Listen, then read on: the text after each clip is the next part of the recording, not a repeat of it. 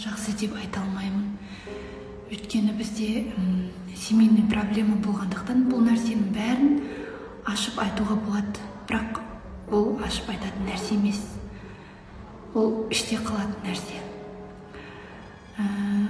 Қазір сіздерге спокойно отырып айта алмаймын, сондықтан жазып айтатын боламын келесі стористардың бәрін. Сол қазіргі жағдай менде осындай полицияда. Қазір кешке бәріне сәлем. Қазір көп адамдар түсінбей жатыр не болып жатқанын. Менде де қазір барлығы жақсы деп айта алмаймын. Өйткені бізде семейный проблема болғандықтан бұл нәрсенің бәрін ашып айтуға болады. Бірақ ол ашып айтатын нәрсе емес. Ол іште қалатын нәрсе. Қазір сіздерге спокойно отырып айта алмаймын, сондықтан жазып айтатын боламын келесі стористардың бәрін. Сол қазіргі жағдай менде осындай полицияда. Қазір кешке бәріне сәлем. Роддомнан басталып жатыр. Үй жақтағы ең жақын роддомдардың біріне келдік. Ито мені кіргізбеді, далада тұрмын. Жағдайым мәз емес. Қалай ойлайсыз, сол дұрыс па? Сол дұрыс па? Қандай қылып мен Нұрканы өзімнің қызымдай көрсем? Негізі мені бір сөзіме ренжіген, 8 ай болды ғой келін болғанына. Мен просто ойнап күліп айттым да, мен ойымда ештеңе болған жоқ. Мен айттым, бұрын Нұрка келін болып түскен кезде қолымды уқалайтын еді, қол аяғымды, қазір уқаламайтын болды дедім. Соған ренжіп қалған мен білдім да, артынша барып кешірім сұрадым, құрсыншы ауыр аяқ қой. Бірақ негізі ол оған ренжитін нәрсе емес қой, я, өздеріңіз де білесіздер.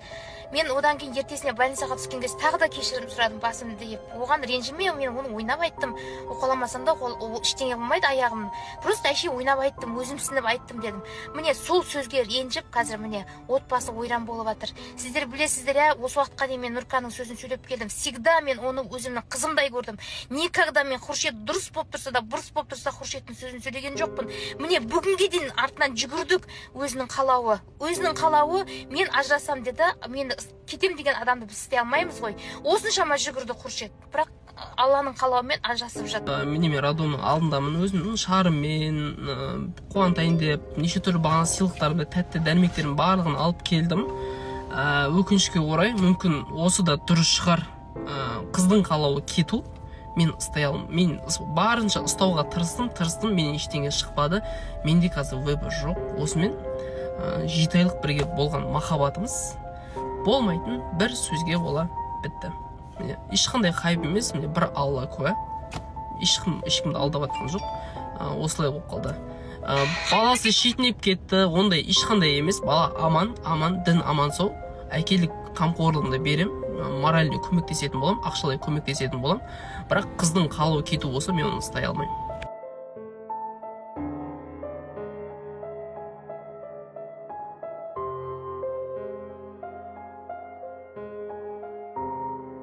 Пенде болғаннан кейін барлығымыздың басымызда небір сынақтар өтеді, қателіктерге тап боламыз да, бірақ біз бұл өмірде ешкім идеальный емес та. Енді барлығын бір Алла тағалаға тастаймын. Өзі реттейді, құдіреті шексіз ғой. Мен пенде болғаннан кейін менің күшім бұндай нәрсеге жетпей жатыр. Өйткені мен бұрын сонда ажыраспағанмын, үйленбегенмін, сондықтан да бұндай ситуация менде бірінші рет жақсы көрмейді емес, жақсы көрем, прям бағалаймын. Бірақ енді қалай түсіндірсем, мен келмей жатыр, менің күшім жетпей жатыр бұндай нәрсеге. Егер мен былай деп білем, егер Алла тағала ол қыздың маған бұйыртып тұрса, ол менен ешқайда кетпейді.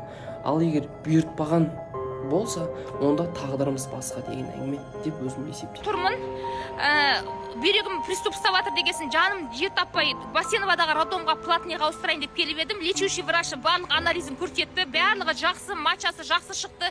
Неменеге паниковать етіп сіздерге өйтіп айтып жатыр деді. Бәрі керемет, идеальный, бала жақсы деді. Енді өзім көріп кетейін дедім. Жоқ, түспеді. Келген адам керіп кетсін, мен түсе алмаймын деді. Енді мен бұған дейін сіздер білесіздер, сіздер куәгерсіздер, мен Нұркаға өзімнің қызымдай қарадым. Мен никогда Хуршеттің сөзін сөйлеген жоқпын, кешеге дейін айтқан жоқпын. Мені бір ауыз сөзімді көтере алмай отыр. Мен сонда айтқаным, ойнап айтқаным, бұрын Нұрка келін болып түскенде аяғымды уқалайтын еді, қазір аяғымды уқаламайтын болды ғой деп мен күліп қана ойнап айттым. Соның өзінде де мен 2 рет басымды иіп кешірім сұрадым, 2 қабат қой құрсыншы деп. Енді мен бүгін тағы да келіп отырмын алдына, бірақ түспеді, қайтарып жіберді мені. Сіздер